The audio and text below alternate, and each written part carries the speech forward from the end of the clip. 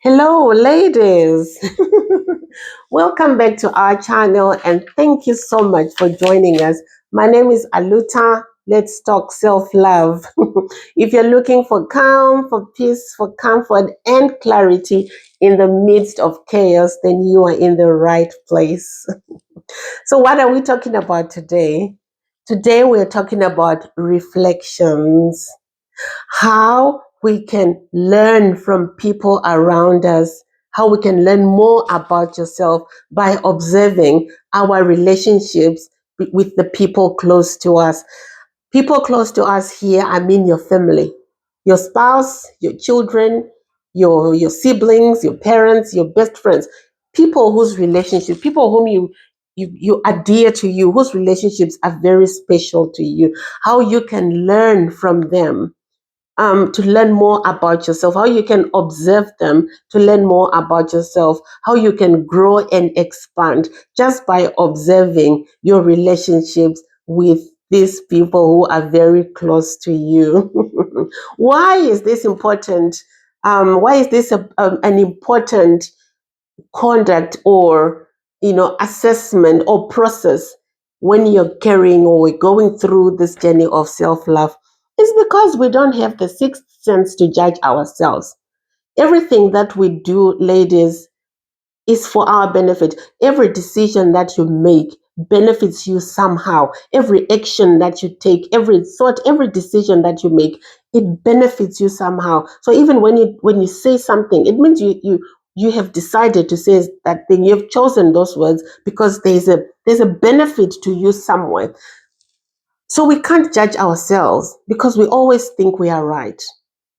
We always think we are right.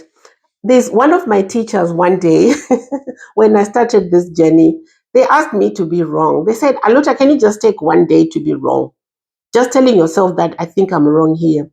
Because all these conflicts that we have, all these stresses that we have, is because we want to be right all the time. We don't see faults in our behavior. We don't see anything wrong with what we do.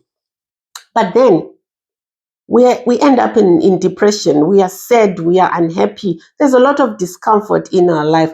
Remember, ladies, this is a stress management journey. What we are doing here, what we discuss here on self-love, is how to love yourself, how to be compassionate with yourself, how to be kind with yourself, and how to find clarity when you're not feeling okay, when there's confusion in your life. So this is about stress management. Okay, so where there's ill being versus well-being. Okay, so ill-being, stress.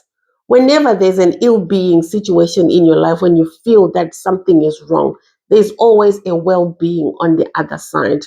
But what you need to understand is your patterns, your behavior, your conduct contribute towards the ill-being. They contribute towards the stress. They've contributed towards you feeling that depression or the frustration, whatever it is. That's the first thing that you need to acknowledge. Because without acknowledging that, then there is no responsibility. That's when you find yourself blaming other people, that I'm feeling frustrated today because of that person. And then we wait for those people to change. Until those people change, that's when maybe we want to feel vindicated because they have changed. But people never change. Life is difficult like that. People never change. What you see is what you get. So what we are going to be learning today is to take that radical responsibility for ourselves when we are in situations that we are not happy about. What can I do? What can I do to change this situation? What behaviors do I need to change? What patterns do I need to change so that I don't feel this way again in future? What do I need to change? You understand? So, one method of observing yourself and reflecting upon yourselves and upon your patterns is learning about your patterns from observing the relationship you have with the people close to you, because those are the people close to you. You spend most of the time with them. Those are the people you feel safe with, you feel secure with, and with those people you are yourself most of the time. So in order to learn yourself, observe the relationship, observe how you treat them, and observe how they also treat you back. Okay, so let's say, for example, you have a friend who smokes and you don't like smoking, but this is your best friend. She's been your friend since primary school or kindergarten, and now you're in your 40s, and this is your friend. And she started smoking because of whatever in your life, and you don't like the idea that she's smoking. So now it becomes your habit. You've labeled her that she's not a responsible person. You have labeled her that she's not a healthy person. She disregards her health. And you have labeled her that she's hard-headed. You can't have a sensible conversation with someone who smokes. So that's your relate. That's how you have labeled her, and now that's how you treat her. So even when she's speaking, you don't see the sense in whatever she says. What you only see is the smoke, the smoking bit. That's the behavior that you highlight. That's the behavior that is now dominant to you. And whenever you are with her, or whenever you are around other people, you always want to point that out to her that, oh, she smokes, oh, she smokes. That's the only thing that's now dominant in your relationship. And your friend has told you that she doesn't like it, but you don't stop. You keep bringing it up that she's a smoker, she's a smoker, she's a smoker. So now your relationship with her is a bit, there's conflict, there's confrontation. You're now misunderstanding. There's now a friction between the two of you because you're failing. You don't see past her smoking behavior. You actually highlight and put a lot of focus and attention on that behavior. So now her reaction back to you is maybe she's blocked you, maybe she's no longer inviting you to her parties, maybe she's hanging out with other friends, and that annoys you too. And you start complaining that she's blocking you, she's avoiding you, or she's not a good friend anymore. And you start pointing out the good things that you've done to her, but you're not seeing that you are the one who starts by labeling her and highlighting her smoking behavior always. By not seeing, you stop seeing the other good things that she does in your life. You stop seeing that she's been your best friend, but now what comes to you, what you focus on is just her behavior. So that's an example. So I want you to imagine anyone, look at your friends, your people around you, your sisters, your siblings, your partner, your children, whoever. See where there is conflict. If you have a conflict with any of those people, I want you to audit yourself. I want you to look at yourself, because how you treat other people is exactly how you treat yourself. So when you judge someone because they are smoking, because you regard smoking as a bad behavior, and then you shame them, that means that's exactly what you do to yourself. You have behaviors that you do that you are ashamed of, or your status, something about your life, some situation about your life, whether it's money, it's your marital status, whether it's your children, whatever, whether it's your job or the way you look, your body, something that you feel um is not good enough. You are ashamed of it, and then you reject yourself. You don't accept that part of you, and you shame yourself. So because you are used to doing that yourself, you are used to shaming yourself and labeling yourself, you know, that's exactly what you do to another person. So I want you to look at people in your life and see if you have that kind of a relationship where you highlight the things that you don't like about the person only. Even when you talk about that person behind your back, you're always talking about the bad things that you think they are doing. Oh, she's not a good sister, she's not a good mother, she's not a good wife, she's not even a good employee. The people at her work are always complaining she's not responsible, she doesn't use her money very well, she doesn't budget very well. Oh, look at what she's doing, she's a spender. You always want to judge the other person. I want you to start considering that as a reflection and learn about yourself, because how you treat other people is exactly how you treat yourself. And when you want that relationship to change, that means you have to start it yourself. You have to see yourself and accept yourself and praise yourself and see the good things about you and embrace yourself as perfect. No one is perfect. Embrace yourself that you're perfect and accept that this is me. This is my natural. Everything about me is okay. And when you start doing that yourself, embracing yourself, you will find it easy to accept other people because it has now become your practice.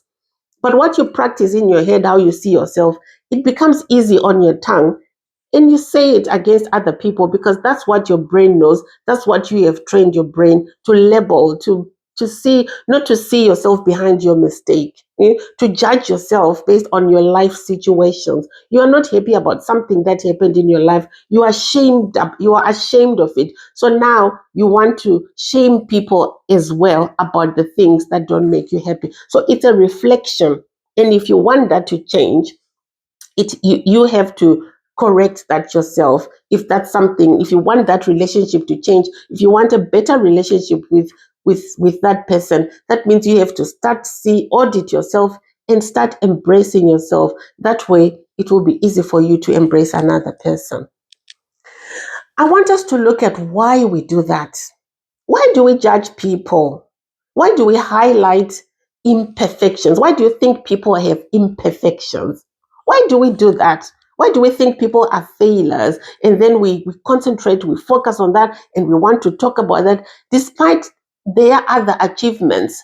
People have done a lot of achievements, a lot of things that make us proud. But but sometimes we focus on the bad things only. Let's discuss why we do that. Ladies, we are in competition with people and the people don't even know. We have contracts with people with terms and conditions, and the people don't even know that there are terms and conditions that they are supposed to comply with when it comes to your love. We have been raised. We were born with perfect love. Imagine when you were born as a child, you were born good without even knowing what's good and bad. But as we were growing up, we learned these patterns from our parents. We learned these patterns from our teachers. We learn about competition from school. She's better than this one. She's better at this than that one. There was competition when we were growing up. And then sometimes we feel that the person who is winning that competition gets the favor from the parents, get the favor from church, get the favors from the teachers. So now we do that to ourselves. We compete with ourselves. We have an ideal self and our present self. And then we don't like how we look.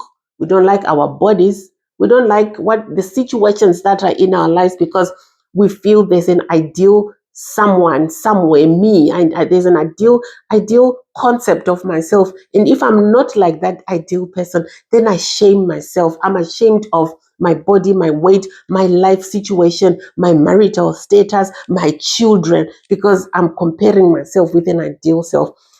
So, because we have that shame, we are not happy about our situation.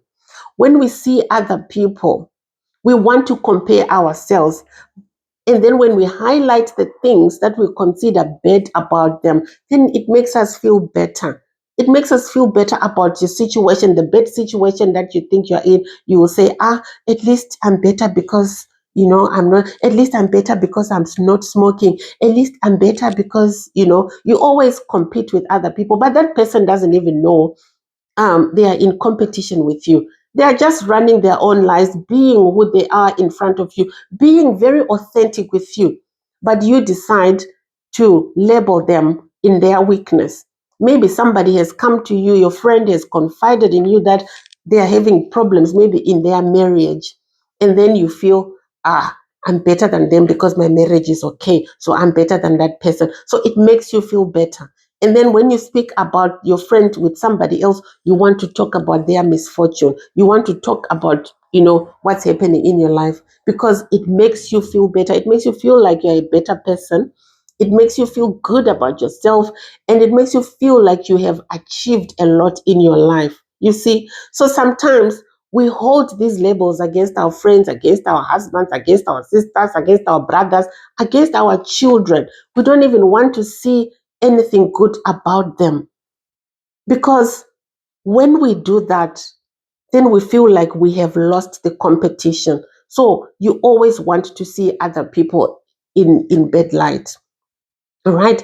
Sometimes seeing other people as bad or as doing something wrong or as failures It gives us the drive to want, because we are in a competition. Then we use them as a measure, as a yardstick, as a gauge that, oh, okay, so if she just has a degree, I'm going to get my master's, so that I'm better than that person. You are using them as a measure for success. You're using them as a gauge for success. So you don't want to see other things that they do. You don't want to highlight other good things about their lives, but you just want to highlight the things that you feel, you are better than them. So sometimes, ladies, that's the reflection. When you always point out bad things about other people, it means you are so comfortable. You are so comfortable because you do that to yourself. And it also shows that you feel like you're a better person than the other person. And you actually benefit. You use them as a drive, as a measure, as your what can I say? Is it a drive? Yeah, motivation for your success. I'm better than them. I'm better. So you always want to win. You always want to be one upper. So you never recognize, or you never speak about their successes. But all the things that you highlight about them is how bad they are. They are not a good mother. They are not a good friend. They are not a good wife. They are not a good what. You focus on their failures. Right. So I just wanted to discuss, because everything that we do, ladies, is for our benefit. The things that we speak, the things that we do, our actions, no matter how bad it might look like, or wrong or incorrect, you always do it for your benefit. So when you speak ill about a person, it means it benefits you somewhere. And it benefits you because it makes you feel better, and it makes you want to succeed. So your brain is used to that. Your brain is, the moment it sees that person, your brain is wired to see the negative. But when you've had enough, when you're tired of this conflict, when you're tired of all this bickering and all, you need to come to a decision that I now want a good relationship with this person. But because you can't change other people, you have no control over other people. You can't stop people being themselves. It means you have to take radical responsibility and change yourself, change the way you see people. Start seeing people beyond their mistakes. Start seeing people beyond their imperfections, what you think are imperfections. Start seeing the good in other people. Start seeing the kindness in people. Start seeing the benefit of being connected to them. Everyone who is close to you, your family, they are in your life for a reason.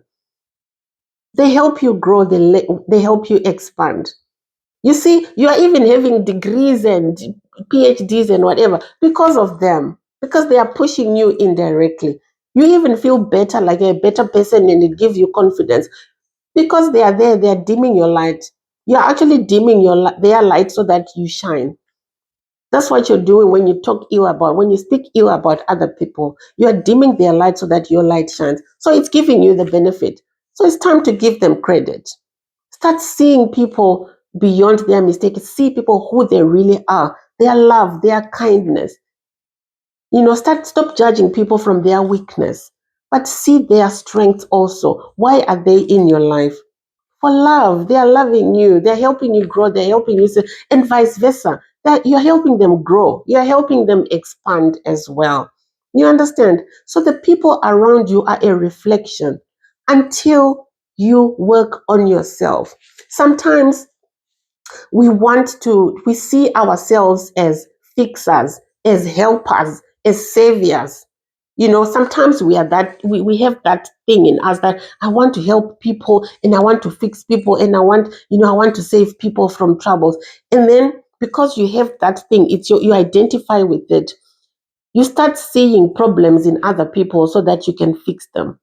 You start seeing people as if they're having problems, they're inadequate, they're not good, and you feed off that energy. You feed off that energy, so you always want to constantly remind them that they are not good enough so that you can help them. Remind them that, oh, you're not doing well here, so that you can help them. You're always reminding them of, maybe their past, something that happened in their past that they are not happy about, their traumas. You want to always remind them as their traumas so that you can be the savior, because you identify yourself as a savior. You see, it's still a benefit to you. But start seeing people beyond their traumas. Start seeing people, see the God in other people, see divinity in other people. See divinity in yourself. And then it becomes a habit for you, and then you extend it to other people. As long as you see yourself failing to acknowledge the good thing about other people, it shows that you also don't acknowledge the good thing about yourself. But when you start praising yourself, when you start loving yourself and embracing everything and accepting everything about you, and acknowledging that nothing is wrong with you, nothing is broken with you, that way you extend it to other people. You stop seeing that, you start seeing people exactly the way you see yourself, because no one is broken. People are actually authentic. If you expect people to change, what if they don't have capacity to change? What if they are actually being authentic to you? What if that smoking is their path? You want them to change, to lose their path because it annoys you. No, what if that person is actually being authentic with you because they feel safe around you? You see, that's why they are who they are. They are free to be themselves with you. So start seeing that freedom. Praise people, praise more, see the good in them, tell them they are beautiful. Hmm? Tell us, look for, if you can't see beyond the smoking, look for other things. That person is there with you every day, she's your best friend. Acknowledge that. They listen to you, they speak to you on the phone, they're always checking on you. Highlight such conduct, highlight such behavior. Okay, because every time you see sadness, I'm teaching you how to read your relationships. If you see people in your life are sad, sometimes it tells you that you're looking for joy. So be the joy that you want. If you see that there's discomfort in the people around you, that means that's a reflection to you showing that you're looking for comfort. So be the comfort, offer the grace.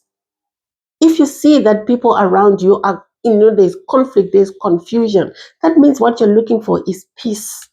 Be the peace, be the example, show them that it's possible, to be peaceful. If you see that people around you, there's a storm, they are bored, there's sadness, there's stress, they are limited, that means they are looking for love, they're looking for abundance, they're looking for validation. They want to be told that you're good enough. But you can't tell other people that they're good enough when you don't say that to yourself. So be the peace, be the love, be the kindness, be the grace that you're looking for. So on this journey of self-love, that's the kind of conduct, the attitude that you want to cultivate. You want to have that ability to see people for who they truly are. Because behaviors do not define people. You should have that ability to separate behaviors from people. Because look at yourself. How often do we change behaviors? I talk about, I used to shop a lot. I used to drink alcohol. I've changed, but someone can decide to stick on that and say, oh, Aluta, remember you used to drink, remember you used to drink, you remember you used to drink, when I'm a changed person now. People change, but I know some people who want to hold on to other people's trauma and remind them of their past all the time because it makes them feel good. People change, behaviors change. We should be able to see people beyond their behaviors. That's how you show compassion. That's how you see grace. And that's how people learn. People learn from, all these mistakes that we go through. They are challenges. Those are opportunities for growth. So let people be. Let them go through their processes as well. Let them go through their process. If they're going to learn in that season, if they're going to be something else, let them go through the process. You love them. Just love them. Don't put terms and conditions, on people, that I'm going to love you only if you stop doing that. I'm going to love you when you do this. It means you're putting conditions on love. You're putting conditions on love. But love the way God loves you. God does not put conditions on you. Whether you hit someone, whether you shout someone, whether you do what, you shout at someone, whether you call people haters, the sun will still shine down on you. The rain will still come down, on you. God does not discriminate. So who are we to discriminate? But we also need to have grace and compassion, especially for people who are very close to us, whom you can't get rid of because you're connected by blood. There's a reason why those people are there, to help you grow, to help you expand, to give you love, to give you connection. to let you be yourself, to let you express yourself, to let you have that sense of belonging, that you're not alone, to make you feel like you're wanted. There's people love you, to also to express your love. That's why those people are there in your love. You accept each other, exactly who you are. You feel safe around them, they feel safe around you. It's it's like that. That's the relationship. So when you feel like your close relationship are strained, it's because you are failing to see them beyond their mistakes. You are failing to see them beyond their traumas. You have labeled them in their weaknesses, and then you judge them against their weaknesses, and you fail to see their strengths. You fail to see their achievement. You fail to see the other part of them that is kind, the other part of them that is good, the other part of them that is loving. They are there in your life, but it starts with you. How you see other people is exactly how they will treat you. What you expect in other people is exactly what they will give you. If you say you hate somebody, do you think they're going to love you? Even if you say it in private, you don't express it. Because when you keep telling someone and reminding a person of their bad behavior, you don't like that person. So the relationship is not going to be good. So when you say you don't like someone and you're always pointing out their failures, that means you don't like that person. And that person is not going to love you back.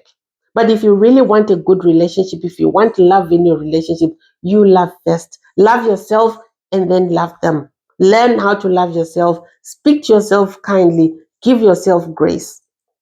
Okay, so that's what we have today, ladies. This is a homework for you. I'm encouraging you to observe your relationships. If you see a strained relationship, there's a lesson there for you. That's a reflection of how you see yourself. Whatever is going on between the two of you, that's exactly the same conversations that you have in your head about yourself. Free yourself, praise yourself, encourage yourself, be kind to yourself.